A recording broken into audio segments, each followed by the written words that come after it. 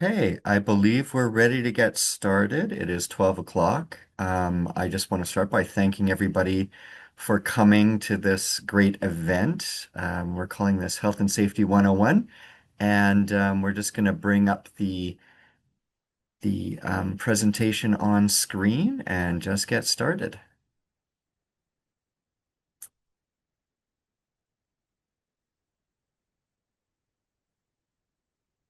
Perfect. Thank you. So, right now, I'll just wait for that to. Great. So right now, this is called the Worker Health and Safety Rights and Responsibilities, and I'm really, really pleased to be joined today by Jared and Sarah, who are going to be leading us through this discussion. But before we begin, I'd like to also say that next slide, what we'll be doing is we'll be doing our land acknowledgement, which is what we do at every educational or meeting at the very beginning.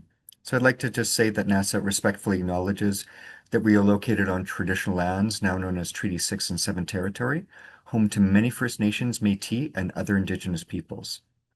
Decolonization, racial equity, and a diverse, inclusive, and accessible workplace for all members are fundamental NASA values that guide us in our everyday work and the decisions we make. And we encourage members to reflect on their own responsibility and relationship to this land, and we will continue to be an active partner with these and other Indigenous allies across Turtle Island, so long as we are welcome. Thank you, everyone. And now I'm going to pass it directly over to Sarah. Sarah, please take it away. Hello, welcome everyone. Thank you for joining us this afternoon. We are very lucky to have the Executive Director of the Alberta Workers Health Centre, Jared Matsunaga-Turnbull, joining us today. He will be presenting sort of high-level general overview of OHS. And then next week for Health and Safety 201, we will be doing more narrowed down thing, but we're very lucky to have him here. So take it away, Jared. Thank you, Sarah. Let's make sure my tech works.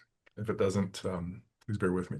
I can't really see everyone. I mean, I think you're probably eating, so but feel free if you have any questions, you can drop things in the chat, and I think we're going to answer them after this whole thing is done. And even though it's Health and Safety 101, spoiler alert, there will be no diplomas issued after this short lunch and learn, but I will give you a silent round of applause for attending. Um, Thanks, everyone. So, why don't I talk a little bit about, we'll start, of course, where everyone likes to start, with a little propaganda about what the Alberta Workers Health Centre is, so you know what you're jumping into. And when you get your diplomas, you'll know what my signature is all about on your diploma. Um, the Alberta Workers Health Centre, we're a really small not-for-profit charity. And we were formed by labor, by workers affiliated to the Alberta Federation of Labor in the early 80s, as a place that was intentionally worker focused in our approach to health and safety. So we do prevention education. We do education for workers, unions, health and safety committees. We partner with unions like NASA to help develop some training and to identify issues that are affecting members and look at strategies to help make things better. We do education programming as well for key groups of what are sometimes called vulnerable workers or young workers, newcomers, Indigenous workers, people who tend to be made more vulnerable to health and safety issues, precarious workers. We also assist individual workers where we can with information solutions. We have resources on our website as well. And we partner where we can with smart folks looking into hazards, the effect on people, the systems that are supposed to protect us, and barriers that workers encounter when they're trying to access these systems that are supposed to protect us, both inside and sort of in the legislative framework. And wherever we can, we advocate for system and policy change to help improve health and safety for workers. And so I have an opportunity to sit on some committees, some that are labor-based, and I'm a CUPE member, so I get to participate as a labor activist through my union, as well as the work I'm doing. And I also sit on some committees that help advance things, the creation of standards. I sit on the Canadian Standards Association, for example, looking at best practice guidelines that hopefully will be adopted to actually improve things in the workplace. So but really what we're trying to do is help build health and safety activists, and this is sort of stage one. And really excited to be able to start this process and then see where things lead to next week. So I encourage you to join the 102 or 201. I can't remember what we're calling it. We're still figuring out. We 201, haven't typed that. 201. 201. Okay. We haven't, it's the next stage.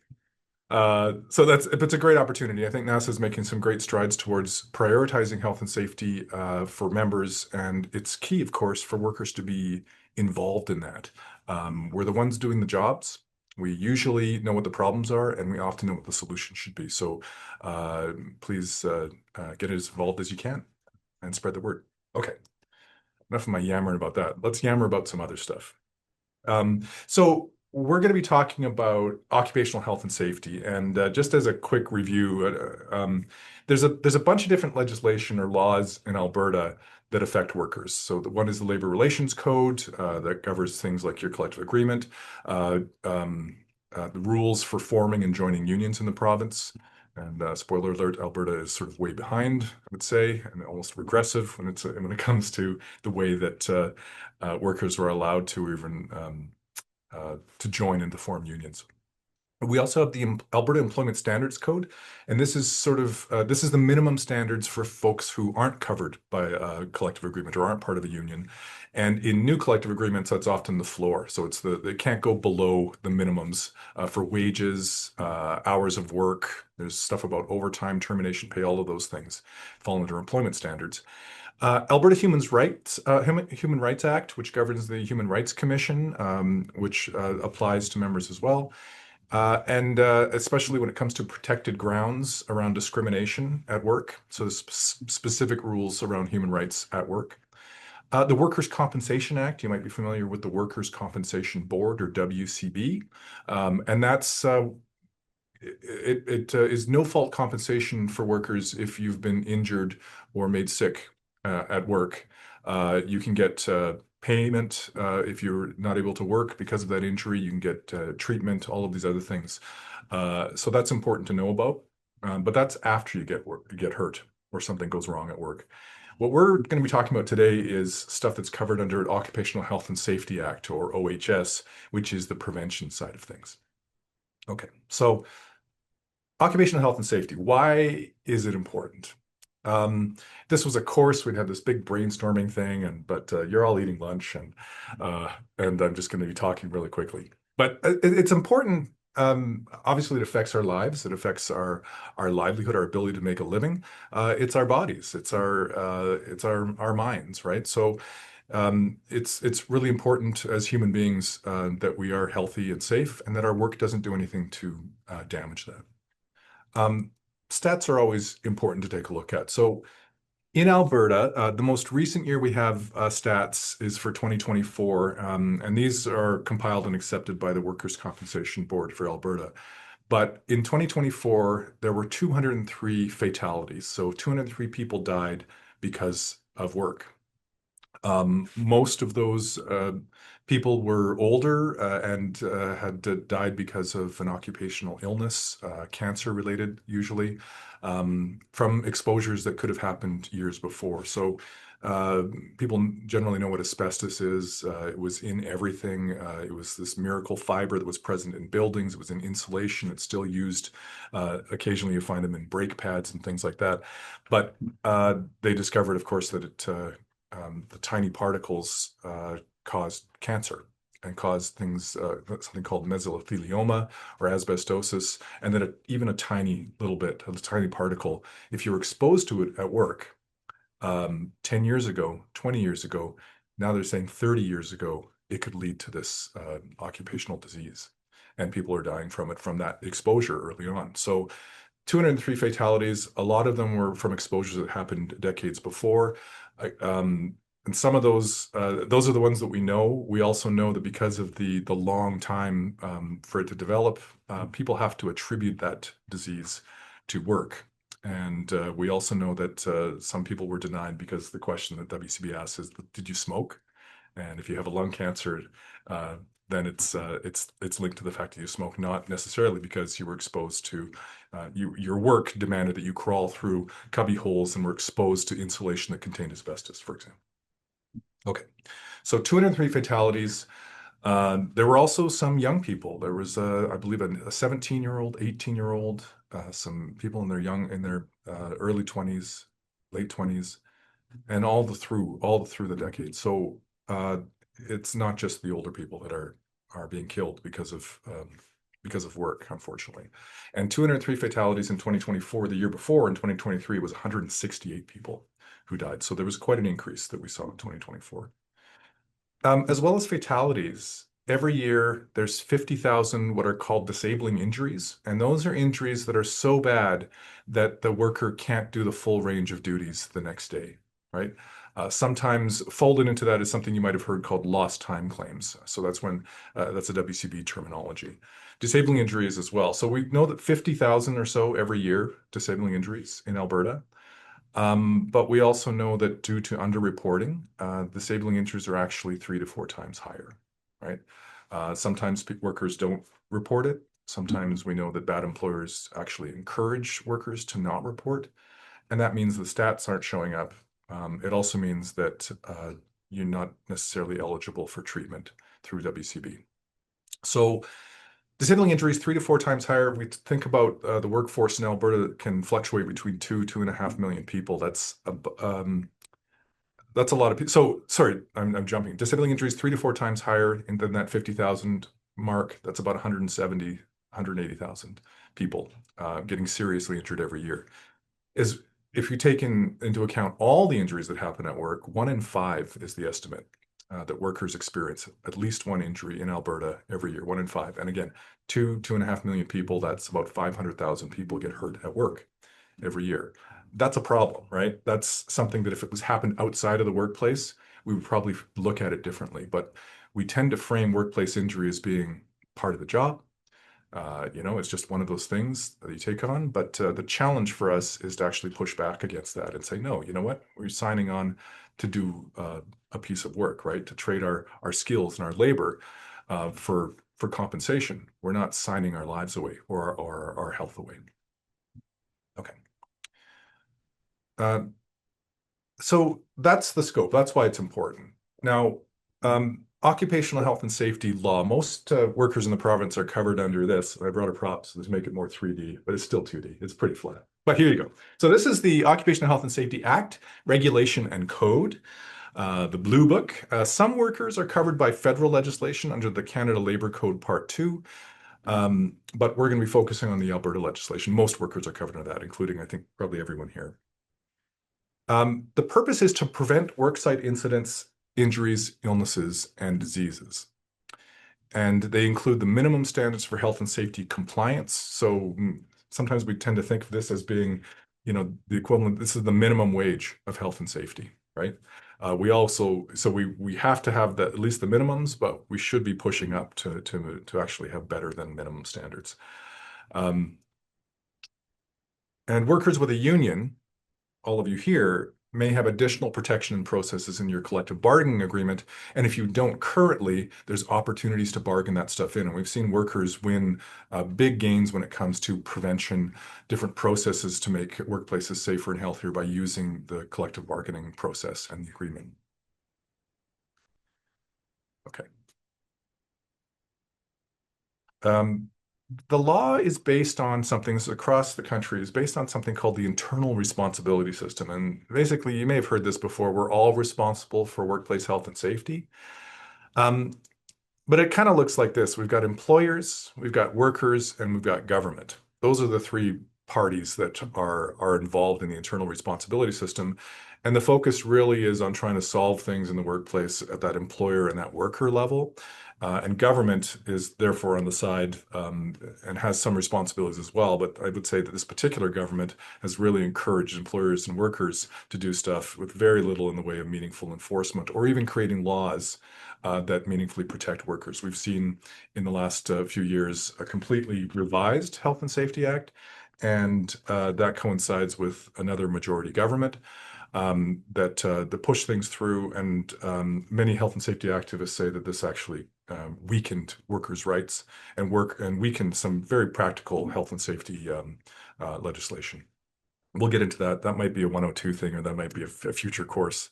But if you look at this internal responsibility system, it's based on a self-regulation model. So every individual is responsible for health and safety, but it also assumes that every individual is able and free to raise a health and safety concern and to report unsafe conditions. And we know that can be a real problem for workers, right? Particularly if you're precariously employed, you don't have job security, all of these things. There's a power imbalance in the workplace, right? Employers have a lot of power to introduce new hazards, new processes, and to discipline workers. And workers, especially one individual worker, not a lot of power. So the government is on the side under the IRS to actually, they have a role to play in terms of enforcement to actually try to shift that power imbalance. And what workers have done historically and currently is they've recognized the need for collective power, that one worker is, it's really hard to raise your voice, but collectively, through unions or through other means, there is actually a way to try to achieve more voice and more power to actually protect yourself and others at the workplace. So we're going to talk about health and safety responsibilities. Um, so the law says that there are workplace parties, they're called, who are subject to the legislation, have some responsibilities. And the overview is that the government has responsibility and a role to play in administering and enforcing the law, that employers have to ensure the health and safety and welfare of workers and others at the work site, and that workers, we have to follow the health and safety rules and we have to report health and safety concerns. We also have rights. And you may have seen this before. Sometimes the health and safety rights are referred to as the three rights. We like to talk about four. One is the right to know about the dangers of our job, the right to participate in making our workplaces safer, the right to refuse dangerous work, which is very important, and the right to be free from reprisal for using any of these rights. So this is embedded in the law, in the health and safety legislation. Um, an overview would be that the right to know, workers have the right to know about hazards or dangers and how we're protected from those hazards or dangers. We have to have access to basic health and safety information in the workplace. Anyone who's done WHMIS training or deals with chemicals, and we have some sort of labeling system where we know who are health and safety advocates or who's on the committee that could represent our concerns, that we have that stuff posted. Anything that's dangerous should be posted, and how we're protected should be made available to us as well. So that's an example of the right to know. And because we have this right, employers are then responsible for ensuring that workers are protected and that they know about our rights. I use the word hazard there, so I just want to quickly talk about that. Hazard, what does it mean? It's something that can hurt your health, and it can cause both illnesses and injuries. And some hazards can hurt you now, and others, like when I give that example about asbestos, some of them can hurt us in the future. So cancers, repetitive strain injuries, some mental health hazards as well that can cause injuries over time. Discrimination, harassment, repeatedly. You've heard maybe the phrase "death by 1,000 paper cuts" when things are incrementally happening and they actually one by one may not seem like a big hazard, but together, cumulatively, can have a huge impact on our health.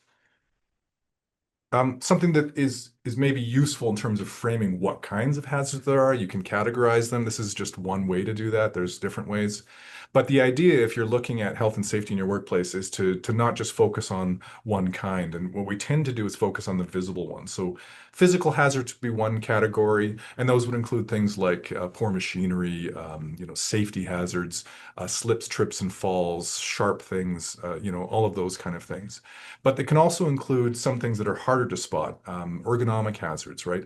Workstations that are set up, I'm aware of the workstation I'm at right now, make good posture, right? But work that doesn't fit the worker, right? Where workers of diverse bodies and abilities or limitations may be forced into awkward poses or postures. They're required to sustain them over time, and that can actually wear on your body. Repetitive strain from doing the same motion over and over again when our bodies weren't designed that way. Other hazards like electricity could be a physical hazard.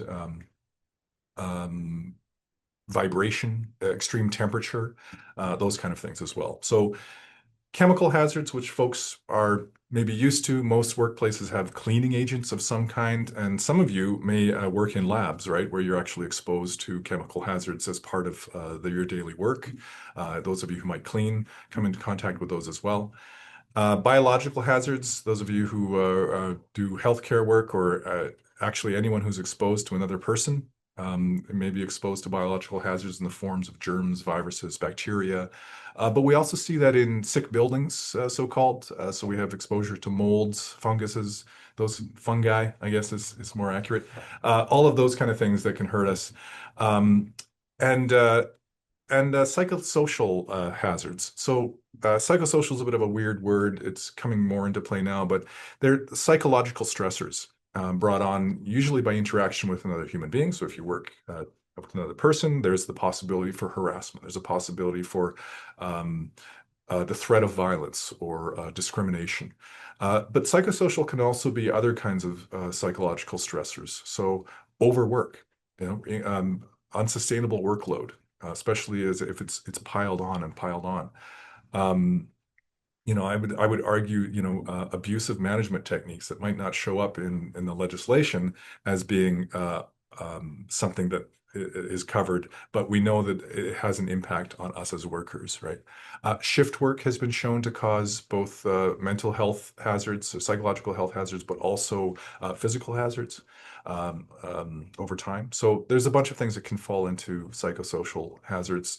If you're working alone, that can be one as well, right? Or the fear of violence, the threat of violence, as well as sometimes there's overlap between psychosocial and physical, because the actual violence might be the physical hazard, but the threat of it might be the psychosocial one. The other thing to think about is that these are the intention behind trying to identify hazards is so that we can prevent them from harming a worker, right? So that's at the heart of it. And that'll probably be in the 201 or a future thing down the road, but there you go. Okay, so we're still talking about workers' rights here.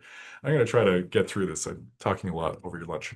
The workers' rights to participate, that's that second right. So the right to participate and the right to meaningful participation. So that means the right to express health and safety concerns, to participate in health and safety committees or as your health and safety representative. If you don't know who's on your health and safety committee, that's a question that the union might be able to help with as well. Um, you also have a right to be involved in hazard assessment, elimination, and control. So when we're talking about those hazard categories, that's a way to sort of get at the heart of identifying hazards. And then the next step is what do we do to eliminate or control the hazards so that workers aren't exposed to those hazards? So we have a right to be involved in that. And then the third right, the right to refuse dangerous work. This is really important. It's intended as a last resort, right? If hazards are not controlled, if workers aren't protected through a hazard assessment and through a control process, then workers have the right to refuse work they believe poses what's called an undue hazard to themselves or others. But what's an undue hazard, you ask? Luckily, I also had that question, and here it is. So they define undue hazard as a serious and immediate threat to the health and safety of a person, right? A serious and immediate threat to the health and safety of a person.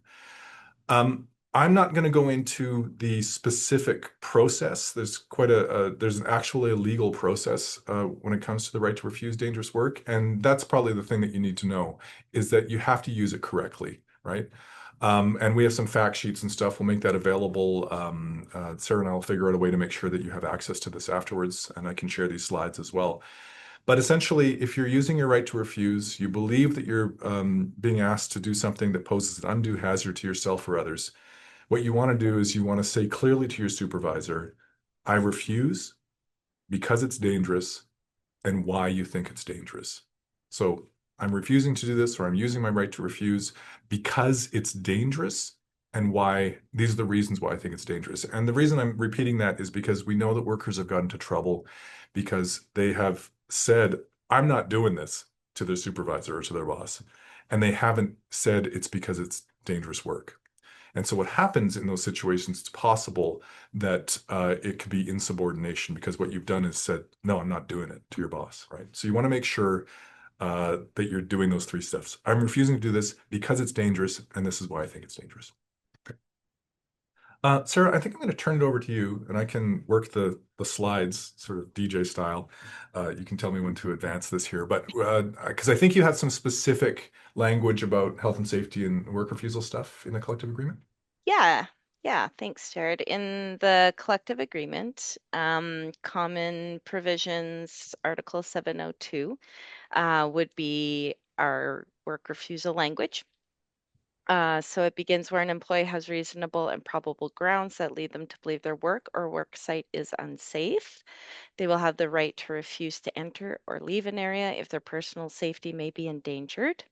They will immediately report the condition to their supervisor. The supervisor will make all reasonable efforts to remedy the concern immediately. Uh, and if the employee's concern cannot be remedied, either the supervisor or the employee will report the concern to the Office of Health, Safety, and Environment for resolution or remedy. And the employee will not be required to work on that particular job or work site until the employee has been formally notified that the unsafe condition has been resolved. So this is important. I'll just say, maybe I'll go back for a second.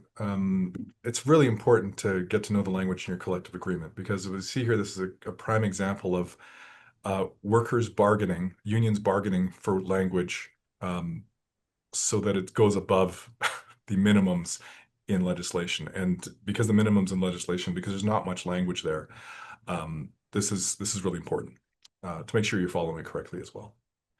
Sarah, anything else you wanted to add on that? Not for work refusal, no. That's okay. Okay. We only read A. There is B, C, D as well, but which are good Okay. to review as well. But yeah, no, that's the bulk of it. Okay. Great. Thank you. So that's the right to refuse. That's that third right that we're talking about. There's also the fourth right, the right to be free from reprisal for using your health and safety rights. So a worker can't be disciplined for using their health and safety rights, including the right to refuse dangerous work. And if you are, you can file a grievance through your union. So this is important to know that you're not supposed to be disciplined. Given bad shifts, all of those things, you know. So if you are, make sure you record this stuff, document the stuff, and find your union rep or talk to the union so that they're aware of it. Because if you do need to file a grievance and get a remedy, the avenue is through the grievance procedure. Yeah. Sarah, anything to add on that part of it? Just make sure I'm getting that correct. Nope, that's correct. Yep. As their unionized members, grievance process applies. That's great. Okay.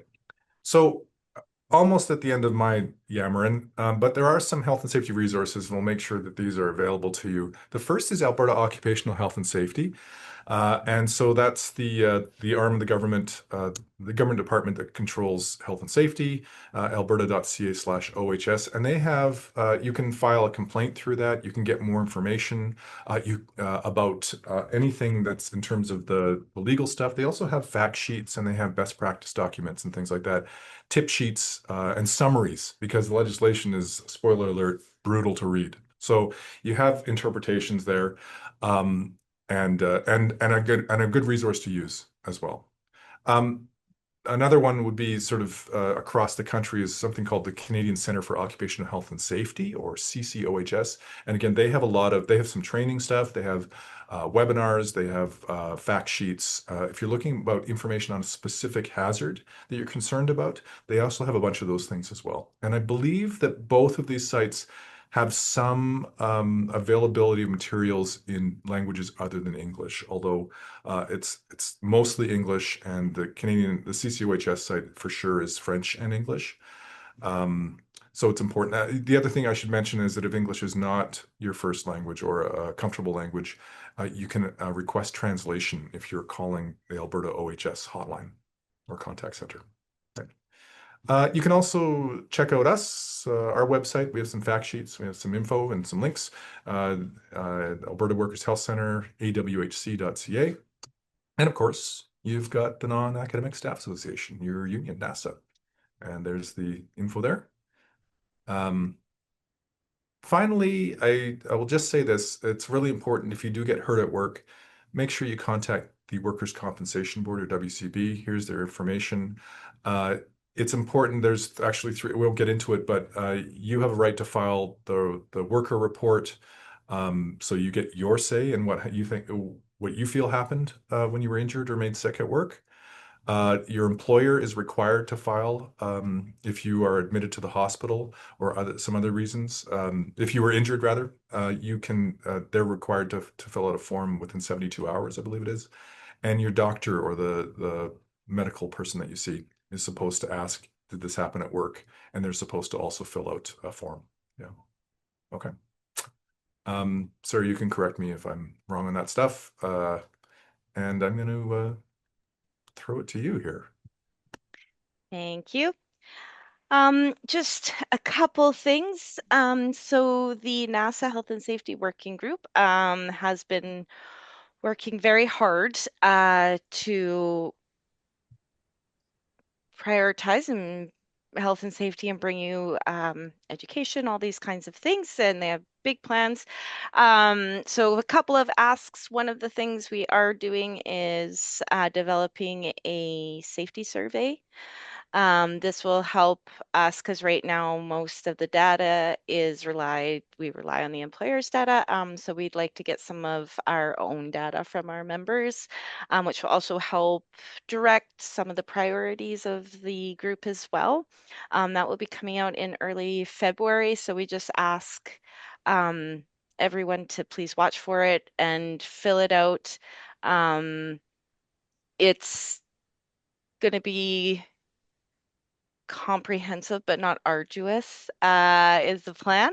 Uh, so because we do want to get a good scope of the different campuses and the different job types and all that kind of stuff. So please add your voice for us so that the membership can help direct their work. And currently, we don't have a page for OHS on the NASA site, but that is something in the plans as well. And then we will be also putting resources there.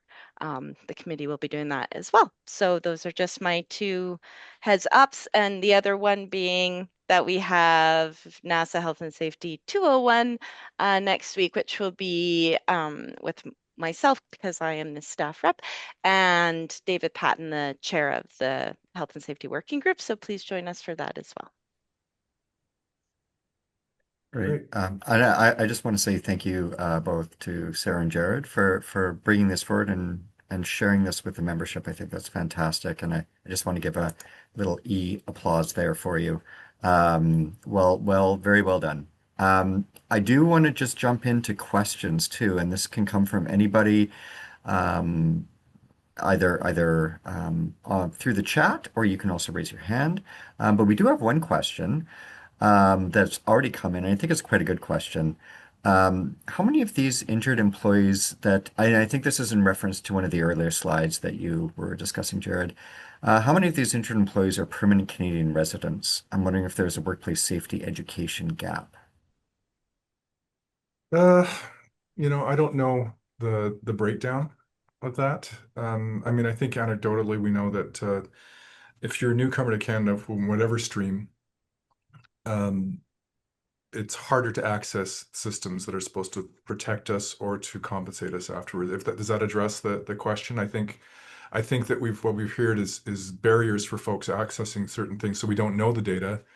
Yeah, Because if you are precariously employed, if you are on a temporary work program of any kind, and you're aiming for permanent residency status, if you don't even have permanent residency status yet, it's it's really you're asking someone to jeopardize their living situation, their ability to make a living and send money back home, or to set up a new life here uh, by filing a complaint against their employer. So there's some inherent problems with the structurally with the systems that we're in.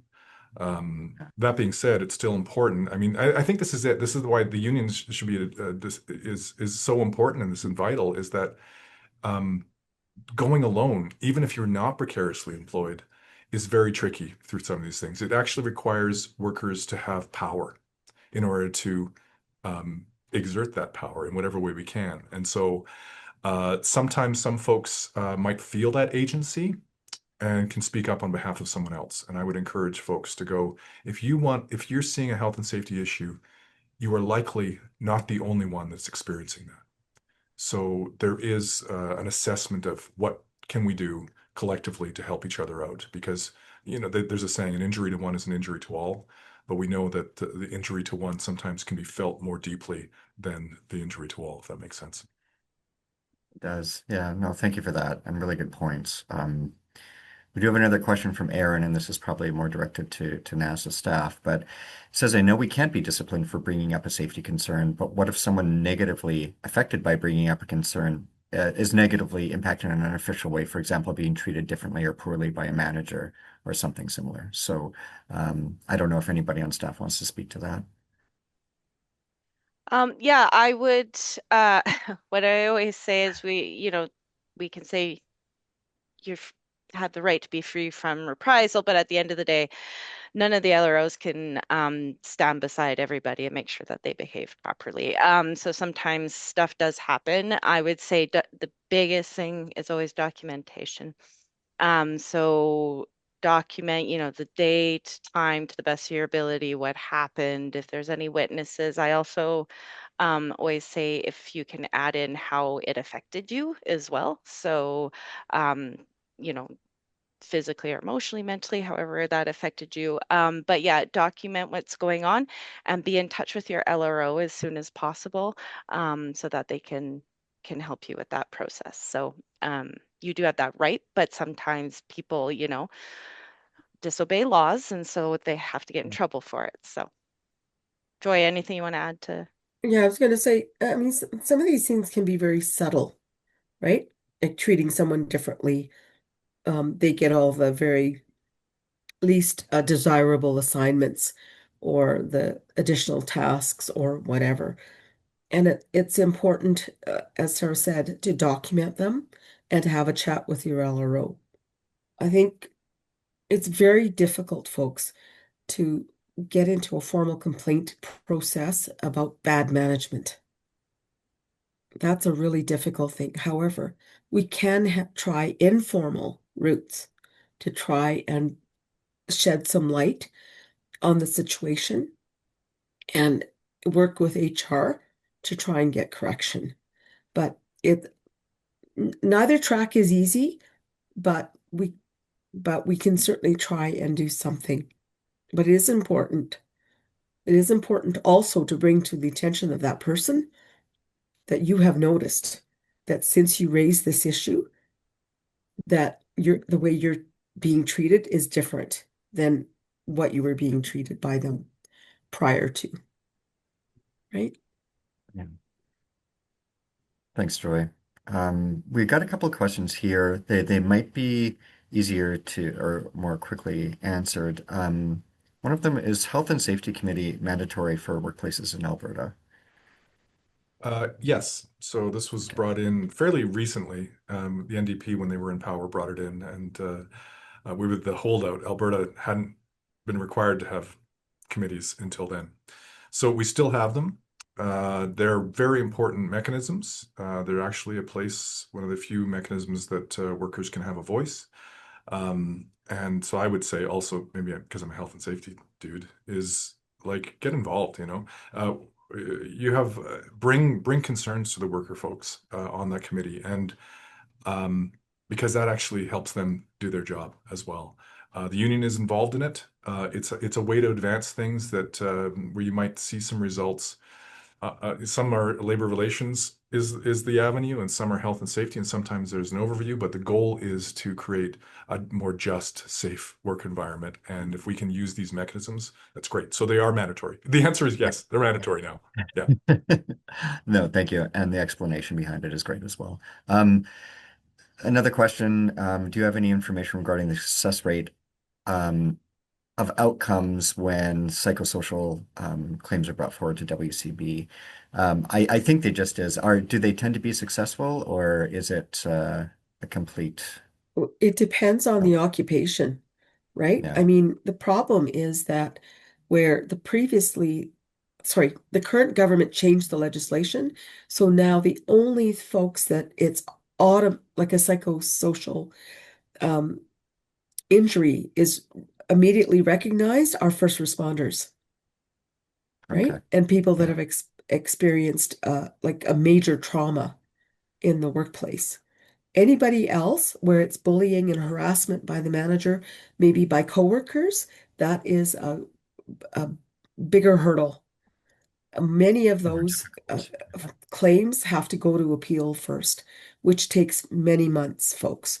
Not to say that it can't be done, but it's not as simple as, hey, I broke this finger in the workplace and I go to the doctor writes a report, I write my claim, the employer responds, and I get recognition, right? That I can't work. That's not how psychosocial claims works with the WCB. I think WCB is a beast in of itself, Correct. that whole topic. So maybe that's something we can look to have somebody come in and do a Do thing some on. education on. Yeah, Yeah. for sure.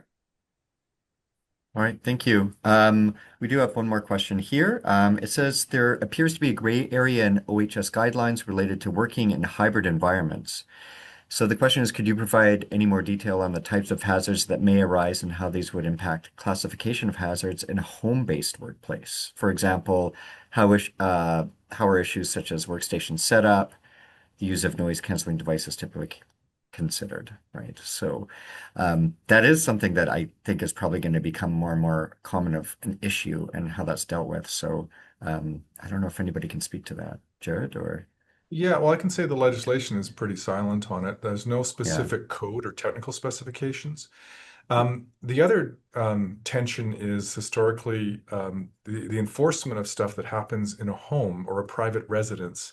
Officers have trouble in terms of enforcing that stuff. So yeah, when it comes down to adhering to the minimums here, the employer is still required to ensure that workers are protected, and they're required to make sure there's a hazard assessment. So a workstation is a reasonable thing, right? The employer actually has control over that to make sure that you're using the proper tools that aren't causing damage. So you can make that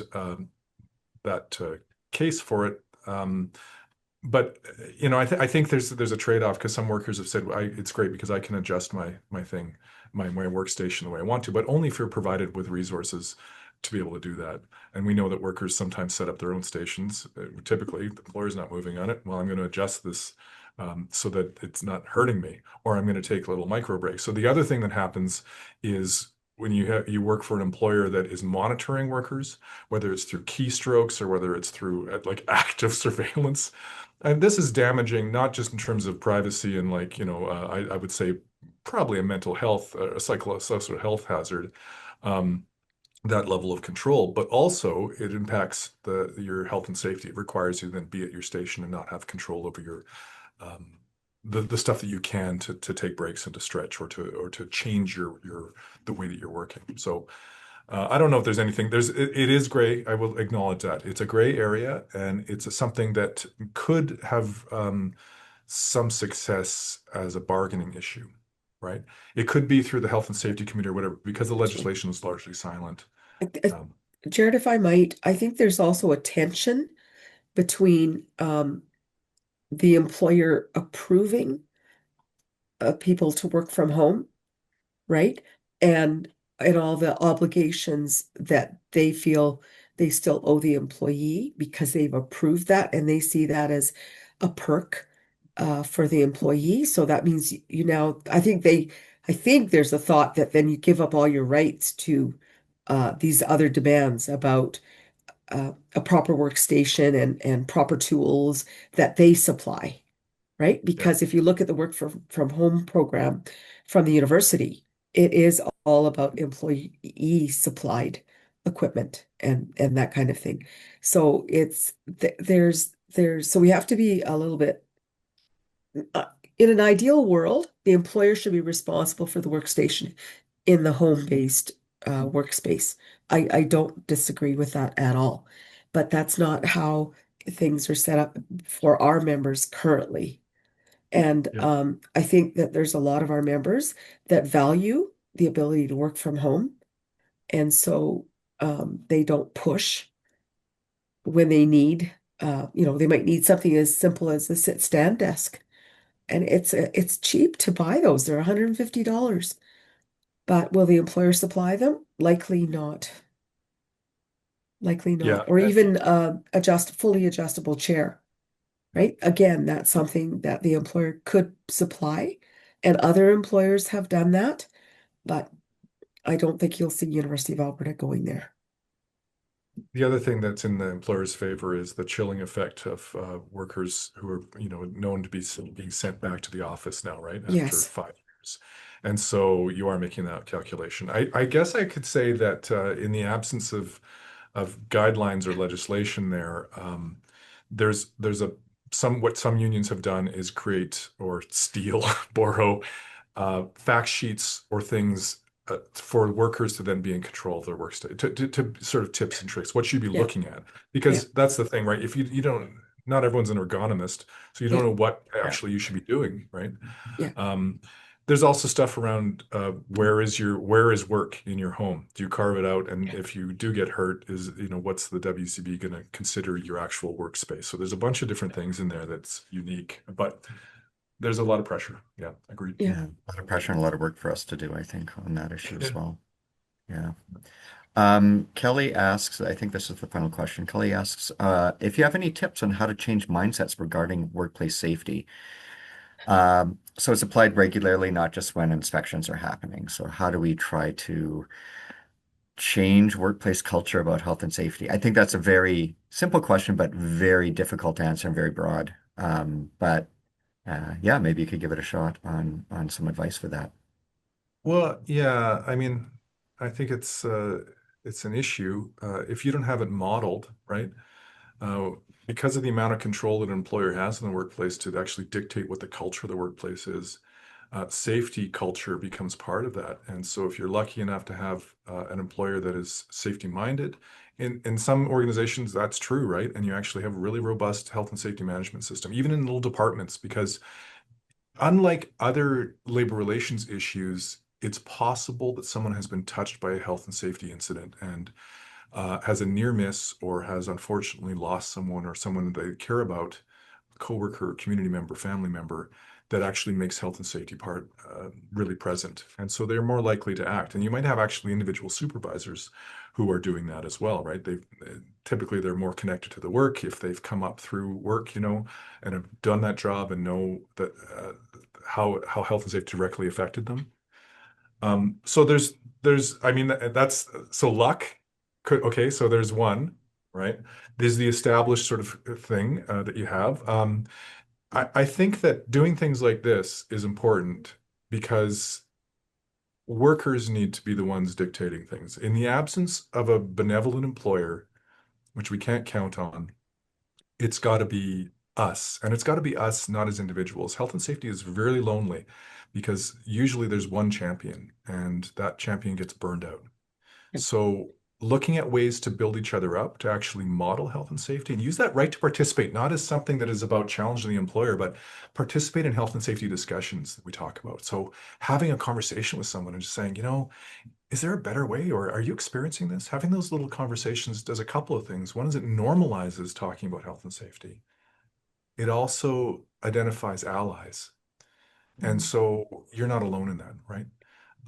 And if you have more than one person who's no longer feeling alone, the power increases. And that power, of course, is the thing that we need in order to affect change. And it doesn't have to be confrontational, but allows it to happen with people who actually maybe have the resources and the control to change things for the better.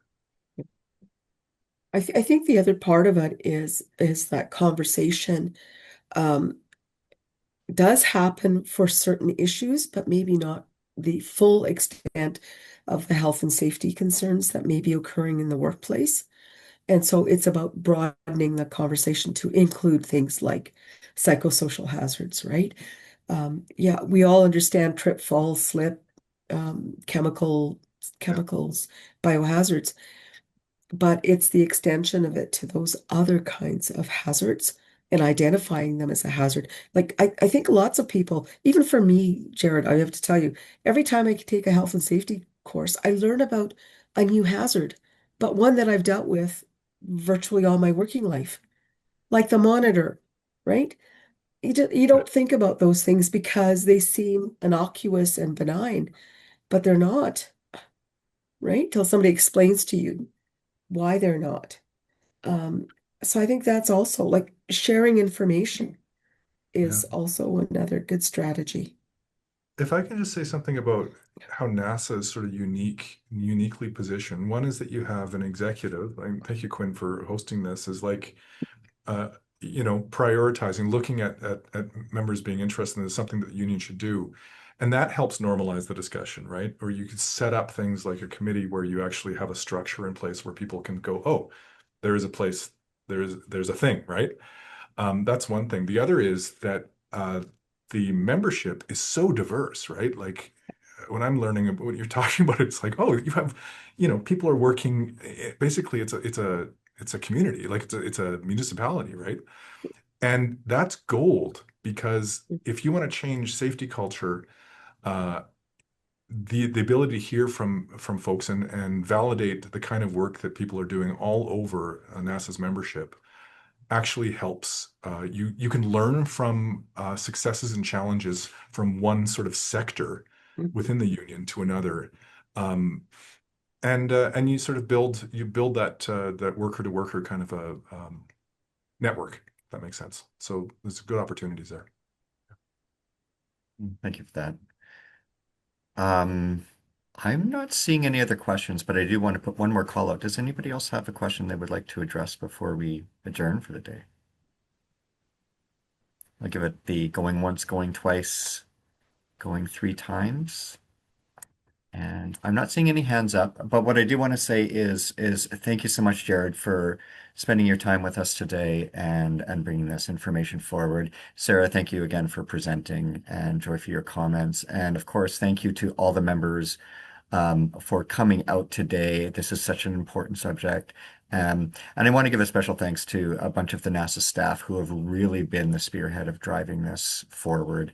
You have been fantastic, and we will respond in kind, and we will make this more of a priority and get more information out to members as we go forward. So thank you, everyone. And yeah, enjoy the rest of your lunch hour. We'll see you around campus. Hope to see you next week, everyone. Thank you. Thanks, everyone.